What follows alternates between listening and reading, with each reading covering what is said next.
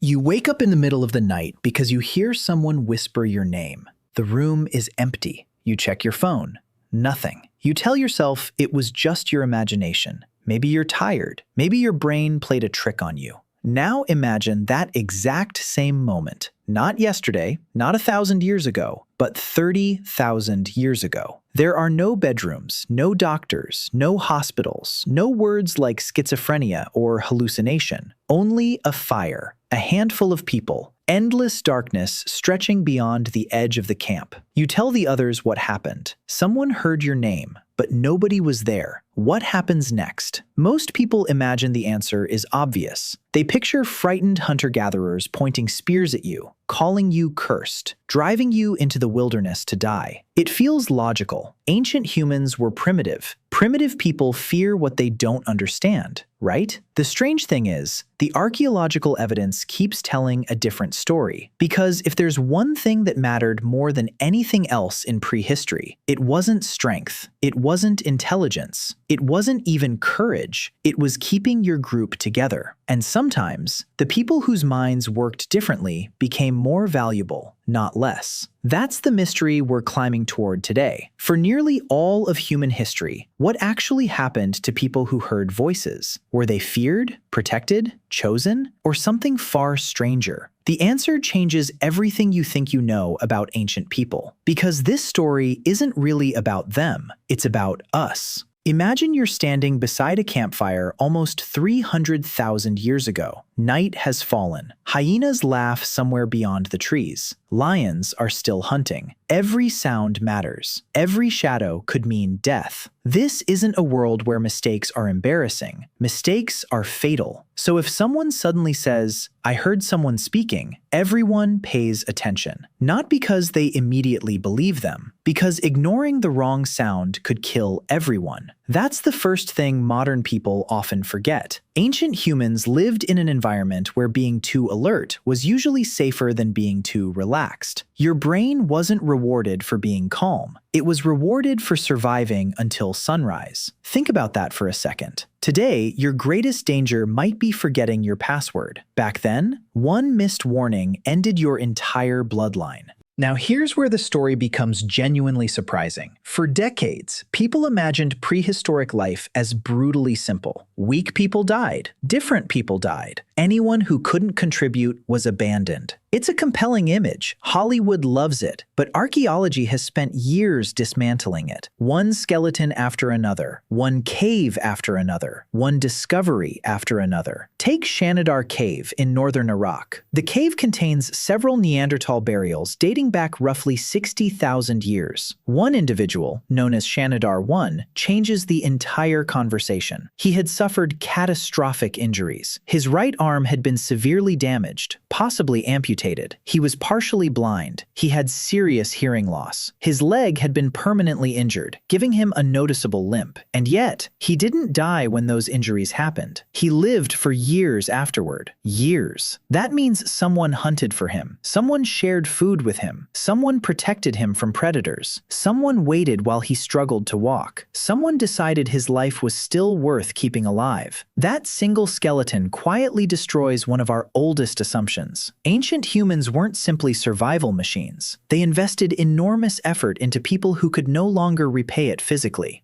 Now here's what makes that finding so important. If a group was willing to care for someone with devastating physical disabilities, can we really assume they automatically killed someone because they behaved differently? Suddenly, that assumption doesn't look nearly as solid. And Shanidar isn't alone. Researchers have found similar evidence across multiple prehistoric sites. One of the oldest known Homo sapiens fossils from Jebel Irhoud in Morocco, dating to around 300,000 years ago, already shows that early humans weren't the crude, half-animal creatures popular culture likes to imagine. These were people, curious, social, cooperative, capable of caring for one another. The popular image is always the same: hairy cavemen grunting and fighting over meat. But the deeper archaeologists dig, the more emotionally sophisticated these people become. That's one of archaeology's biggest reversals. The oldest humans weren't becoming human, they already were. Now, none of this proves people who heard voices were treated kindly. The honest answer is, we don't know. No skeleton can tell us what someone heard inside their own mind. Bones don't preserve conversations. They don't preserve fear. They don't preserve dreams.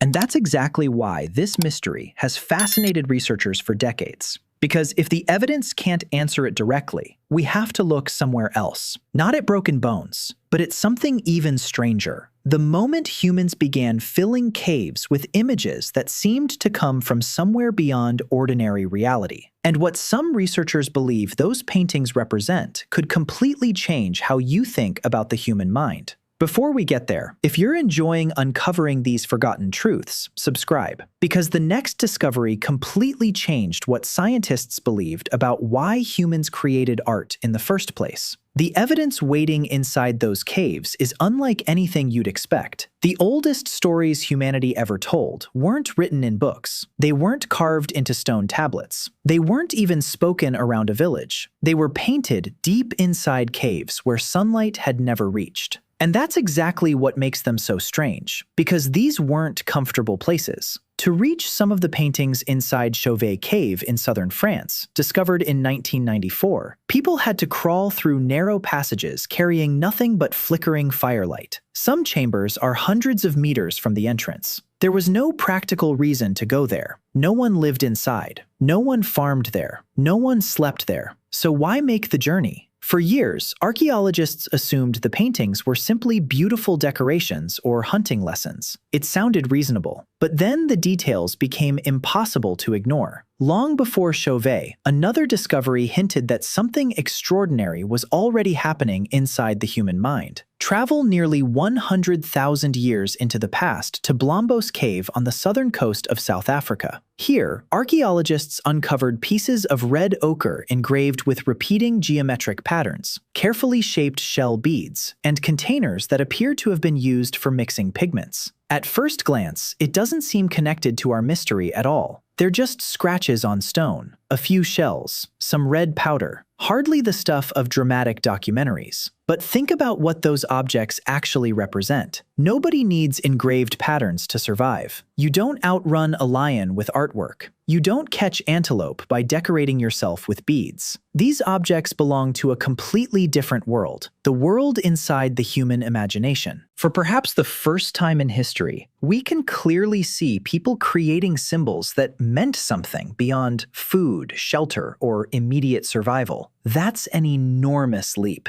Because once humans begin sharing invisible ideas, they can also begin sharing invisible experiences, dreams, visions, spirits, voices.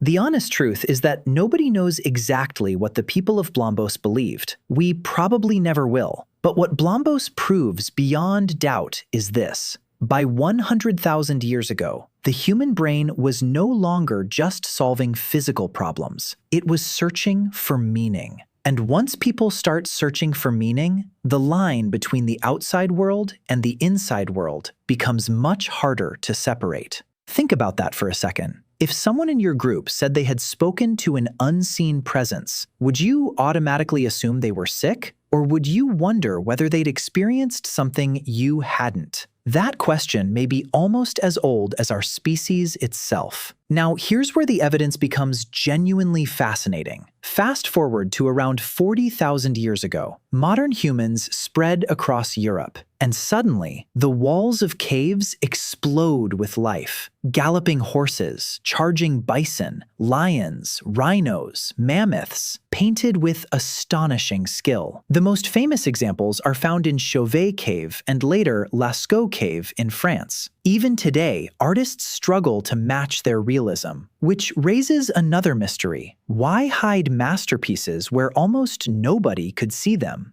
That's where one controversial idea changed the conversation. South African archaeologist David Lewis Williams, drawing on decades of research into indigenous sand traditions, proposed that many cave paintings weren't simply pictures of animals. They may have been records of altered states of consciousness. Not fantasy, not random doodles, experiences. According to his research, people entering deep trance states often report remarkably similar visual patterns: grids, Dots, zigzags, spirals, shapes that seem to pulse and transform before becoming vivid visions of animals, people, or supernatural beings. Here's the strange part. Many of those same abstract patterns appear in prehistoric cave art around the world. Does that prove every cave painter was a shaman? No. And Lewis Williams himself never claimed that. This is one interpretation, not a settled fact. But it offers a powerful explanation for something archaeology alone couldn't answer. Why would someone risk crawling deep underground through darkness and smoke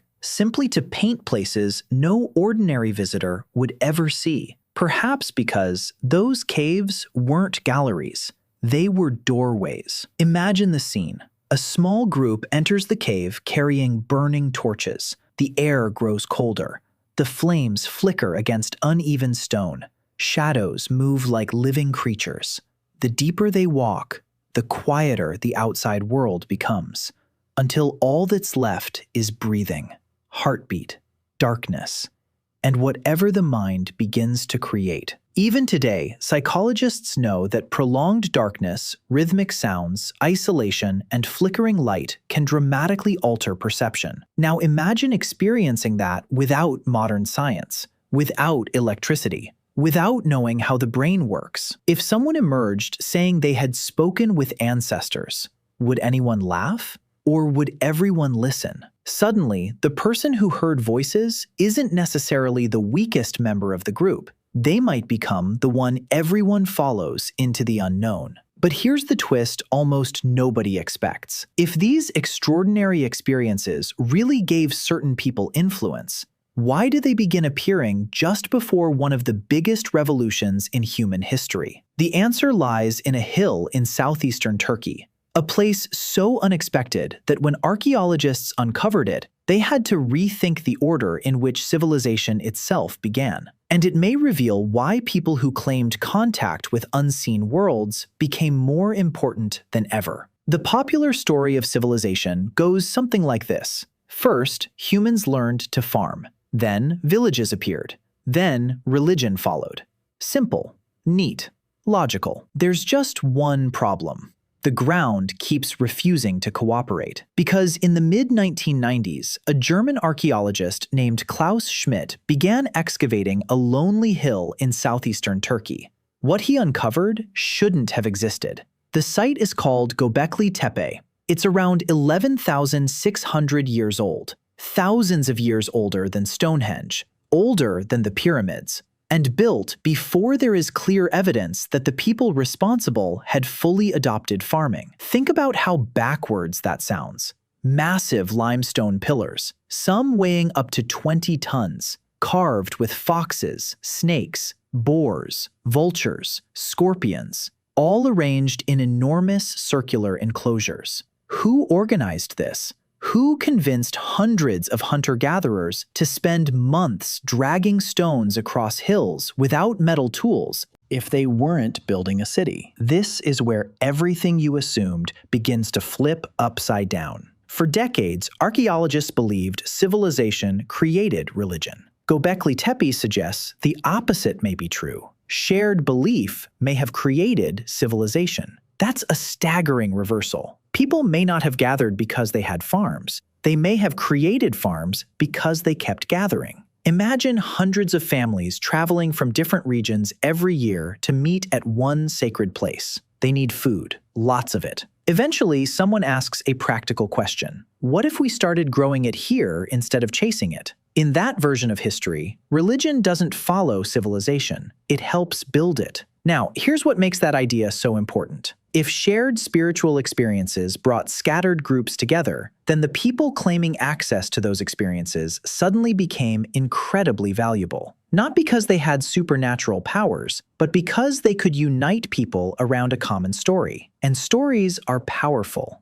A hunting party follows the strongest hunter. An entire culture follows the strongest belief. Of course, we need to be honest. There is no carving at Göbekli Tepe that says, "This pillar was built by someone who heard voices." Archaeology almost never gives us answers that direct. The evidence doesn't allow it, but it does show something remarkable. Long before cities, long before kings, long before written religion, humans were investing unbelievable amounts of time and energy into places connected with ritual. That alone changes the conversation. Because if ritual sat at the center of life, then unusual mental experiences were far less likely to be dismissed as meaningless. They were part of the world people already believed existed. Think about that for a second. Today, if someone says they spoke with an invisible being, most people immediately ask, what condition do they have? 12,000 years ago, the first question might have been, what did it say? That's not proof, but it's an entirely different worldview. Now, here's where the evidence becomes much more direct. If we want to know how prehistoric-style societies actually treated people who heard voices,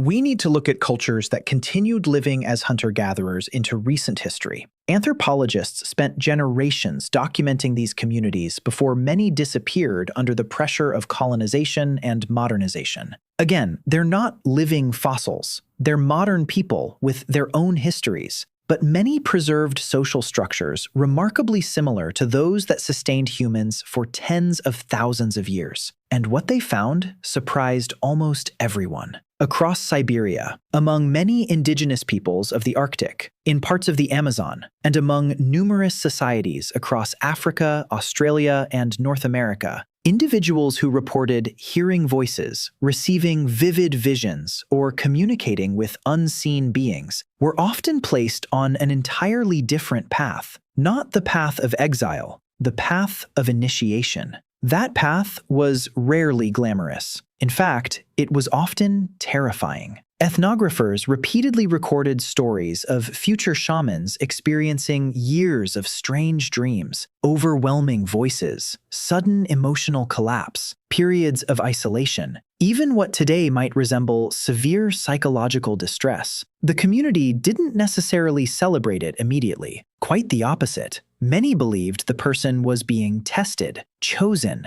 broken down before being rebuilt. The Siberian Evenki, for example, described future shamans as people who often became gravely ill or overwhelmed by visions before beginning years of training under experienced elders. Without guidance, those experiences could consume them. With guidance, they became healers. Notice the difference. The voices themselves weren't automatically considered the gift. Learning to live with them was. Anthropologist Mircea Eliade, whose influential work Shamanism, Archaic Techniques of Ecstasy, compiled traditions from cultures around the world, noticed striking similarities. Again and again, extraordinary mental experiences weren't interpreted only as illness, they were interpreted as responsibility. Now, modern scholars rightly criticize some of Eliade's broad generalizations. Not every culture fit the same pattern, and not every person who heard voices became a shaman. Reality was far more diverse. But one theme appears over and over again. Communities often asked a completely different question than we ask today. Not, how do we silence these experiences, but how do we help this person use them safely? That's an extraordinary shift in perspective. Here's a thought experiment. Imagine two people. Both hear voices. One is born in a modern city. The other is born into a prehistoric hunting band. Their brains may be remarkably similar, but their lives unfold in completely different directions. One may grow up believing they're broken.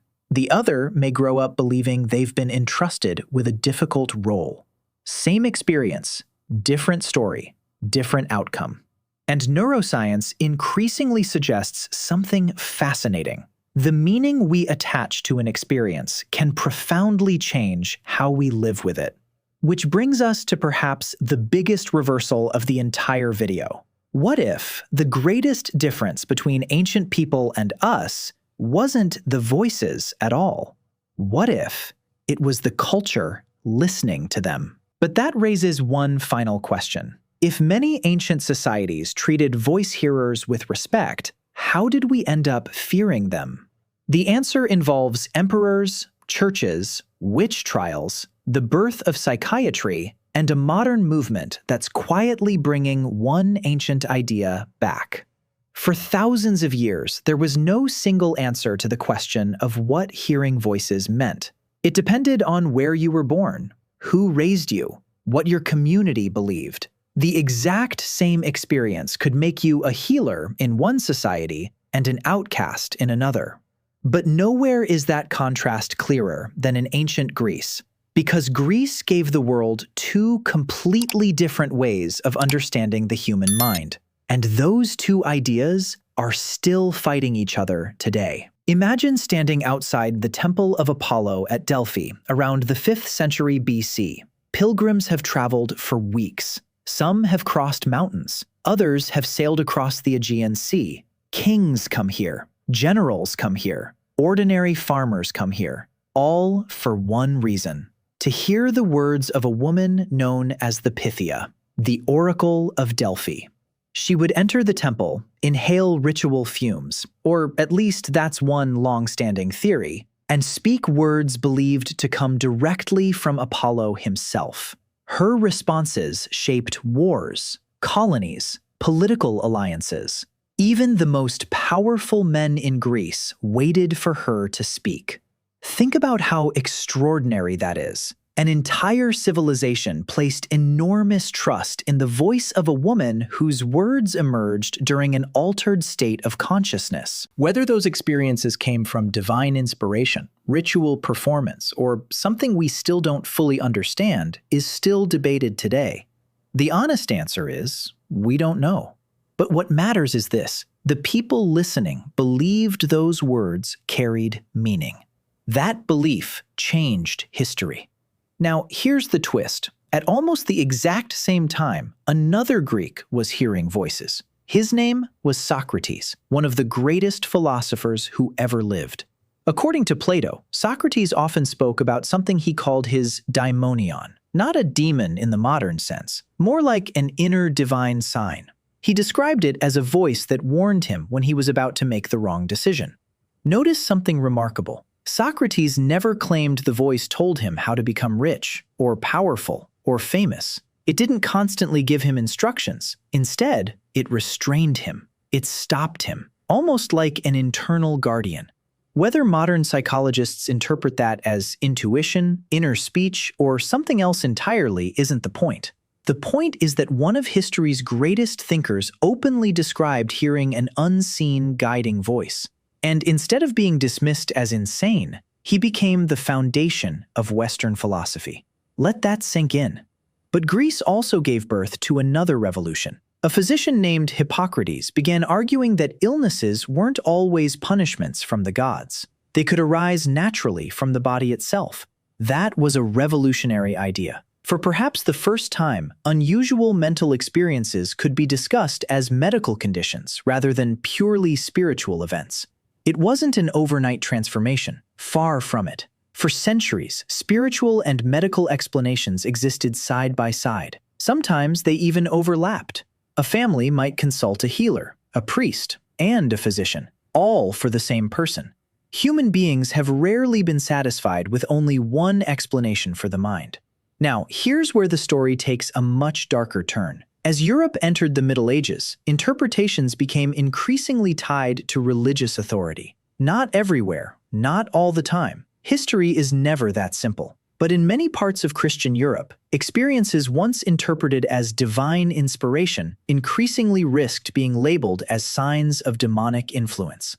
The stakes became terrifying. Especially during the witch trials between the 15th and 17th centuries, thousands of people, most of them women, were accused of supernatural crimes. Some reported visions, some claimed spiritual encounters, others were accused by neighbors with little evidence at all. It's important to be careful here. Most people executed during the witch hunts were not diagnosed voice hearers in any modern sense. Many were innocent victims of fear, politics, superstition, or personal grudges. But those centuries revealed something profound.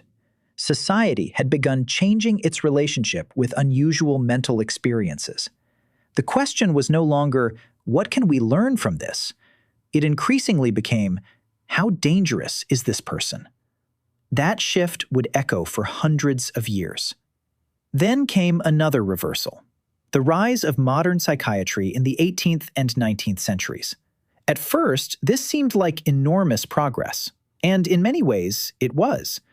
Instead of assuming someone was possessed by evil spirits, doctors increasingly searched for biological and psychological explanations. That saved countless people from religious persecution. It replaced punishment with treatment, or at least that was the goal. But every solution creates new questions. As medicine advanced, society often swung to the opposite extreme. Experiences once viewed as deeply meaningful became viewed as symptoms alone. The voice itself became something to eliminate. Its meaning often became secondary. Think about how different that is from the communities we visited earlier. The experience hadn't necessarily changed. The interpretation had. Now, here's where the story comes full circle. Because in 1987, Dutch psychiatrist Professor Marius Roome received a letter from one of his patients that challenged everything he believed about hearing voices. Her name was Patsy Haig. She argued that doctors kept asking the wrong question. Instead of asking only how to stop the voices, why not ask what they meant to the person hearing them?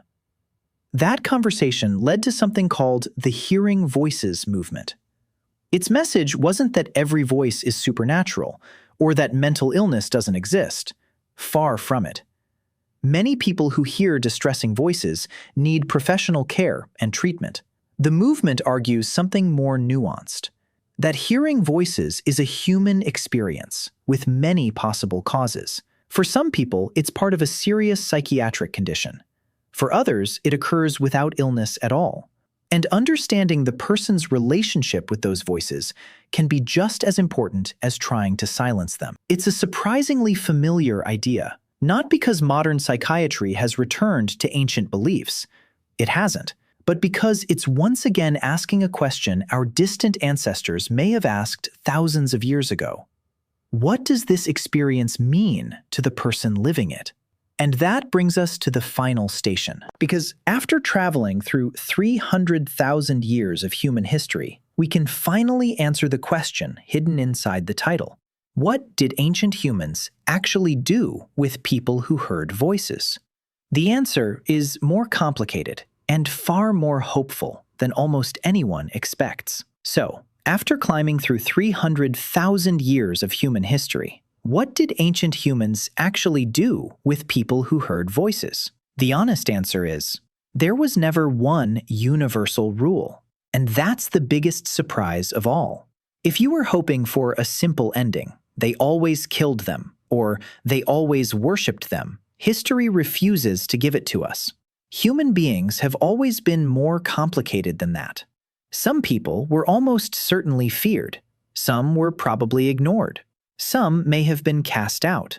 But the evidence we've followed points towards something modern culture rarely expects.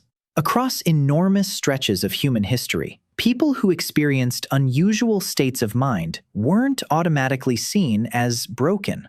Quite often, they were seen as different. And those are not the same thing. Think back to every stop on our journey. At Shanidar Cave, we discovered that prehistoric humans cared for people who could no longer contribute physically. Compassion wasn't invented by civilization. It existed long before cities. At Blombos Cave, we saw the birth of symbolic thought. Humans weren't just surviving anymore. They were searching for meaning. Deep inside Chauvet and Lascaux, we found evidence that some of humanity's earliest masterpieces may have grown from extraordinary inner experiences.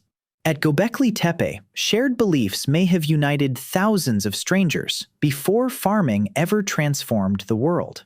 And among dozens of indigenous societies studied by anthropologists, people who experienced visions or heard voices were often guided, not abandoned. Not because every voice was considered sacred, but because every experience deserved interpretation before judgment. Then history shifted. Ancient Greece introduced both philosophical and medical ways of understanding the mind. The Middle Ages often replaced curiosity with fear. Modern psychiatry replaced superstition with science. And today, we're slowly rediscovering something that isn't ancient or modern. It's simply human. That understanding someone is often more powerful than immediately labeling them. Now, here's what makes this entire story so important. The voices themselves may never have changed very much. Human brains today are astonishingly similar to the brains of people who painted Chauvet Cave over 30,000 years ago. The same species, the same nervous system, the same capacity for imagination, fear, dreams, wonder. What changed was the story society wrapped around those experiences. Imagine taking one person who hears voices and placing them into 5 different moments in history. One grows into a respected healer. Another becomes a philosopher. Another is feared as dangerous. Another is treated as a patient. The person hasn't changed. The culture has. That's a powerful reminder that human experience doesn't exist in isolation. It exists inside the stories our communities tell about it. And maybe that's the lesson our ancestors still have to teach us. Prehistoric people weren't naive. They knew danger. They lived with death every single day. If someone became violent or unpredictable, they couldn't simply ignore it. Their survival depended on making difficult decisions. But they also understood something we've occasionally forgotten. Not every mystery has to be answered immediately. Not every unusual experience fits neatly into one explanation. Sometimes the wisest response isn't certainty, it's curiosity. Think about that for a second. For most of history, humans didn't ask, which diagnosis fits this? They asked, what does this mean? Those aren't competing questions, they're different questions. And sometimes, both matter. So let's return to where we began. You're lying in bed. The house is quiet. For just a split second, you think you hear someone whisper your name. You open your eyes. Nothing. Your heart beats a little faster. Then life goes on. But now you know something extraordinary. That tiny moment connects you to a chain of human experience stretching back hundreds of thousands of years. Long before writing, long before kings, long before civilization itself.